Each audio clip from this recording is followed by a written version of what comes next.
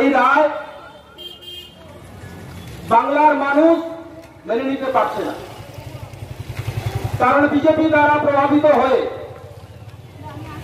এই মহামান্য supreme court যে রায়টা দিয়েছে সেখানে কতগুলো ভুল রয়েছে, যেখানে যোগ্য অযোগ্য বাছাই না করে আবার কোথাও বলছে অযোগ্য যারা আছে তাদের টাকা ফেরত দিতে হবে। তাহলে কোথাও না কোথাও অযোগ্যের একটা তালিকা রয়েছে ওনাদের। আমার এই এলাকার এমপি অভিজিৎ গঙ্গোপাধ্যায় তিনি কি বলছেন যে যোগ্যদের এবং অযোগ্যদের বাছাই করা যাবে। তিনি যখন বিচার ব্যবস্থা বিচারক হিসেবে বসেছিলেন তখন একটা রায় দিয়েছিলেন, আবার আজকে যখন তিনি এমপি তখন বলছেন যে না এখনো এই যোগ্য অযোগ্য বাছাই করা যাবে। এক মুখে দুটো কথা। তৃণমূল কংগ্রেসের সুপ্রিমো পশ্চিম বাংলার মুখ্যমন্ত্রী মমতা বন্দ্যোপাধ্যায় বলছেন যোগ্যদের চাকরি বহাল রাখতে হবে। আজকে তার প্রতিবাদে আমার গাড়ি ভিতরে আছে, আপনাদের একটু অনুসরণ করিয়ে দিন। 2016 সালে যারা চাকরি পেয়েছিলেন শুধু তাদের চাকরিটা গেল। এই 2016 সালে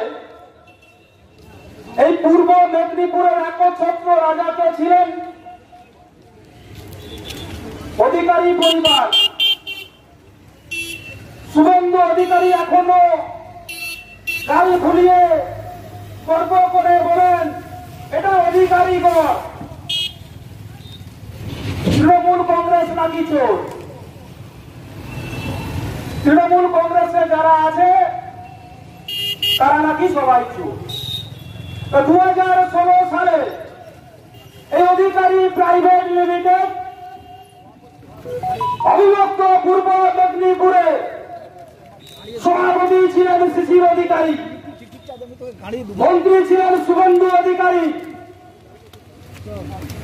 এমএলএ ছিলেন দিব্যেন্দু অধিকারী, তাই আগে এমপি ছিলেন দিব্যেন্দু অধিকারী। তাই আগে যদি চোর ধরতে হয় তাহলে অধিকারী প্রাইভেট লিমিটেডকে ধরা উচিত। যদি 26,000 পরিবারে 1500 চাকরি পূর্ব মেদিনীপুরে হয়ে থাকে তাহলে এই অধিকারী পরিবারকে আগে ধরুন। আজকে শুভেন্দু অধিকারীর মুখে কোনো বলছে আমরা যদি ক্ষমতায় আসি তাহলে যোগ্য প্রার্থীদের আমরা চাকরি দেব। আপনি 2016 সালে আপনার পরিবার এই পূর্ব মেদিনীপুর জেলাটা চালিয়েছে, আজকে সেই 1500 পরিবারের চাকরির দায়িত্ব কেন নিচ্ছেন না? 26,000 কথা ছাড়ুন, আপনি যাদের কাছে টাকা নিয়েছিলেন, যাদের টাকা নিয়ে আজকে আপনার শান্তিকুঞ্জ চলছে, আপনি তাদের চাকরিটা বহাল রাখতে পারছেন না। বলছেন আবার যখন বিজেপি ক্ষমতায় আসবে তখন আমরা 1 মাসের মধ্যে এদের চাকরি ফিরিয়ে দেব। আর অভিজিৎ গঙ্গোপাধ্যায়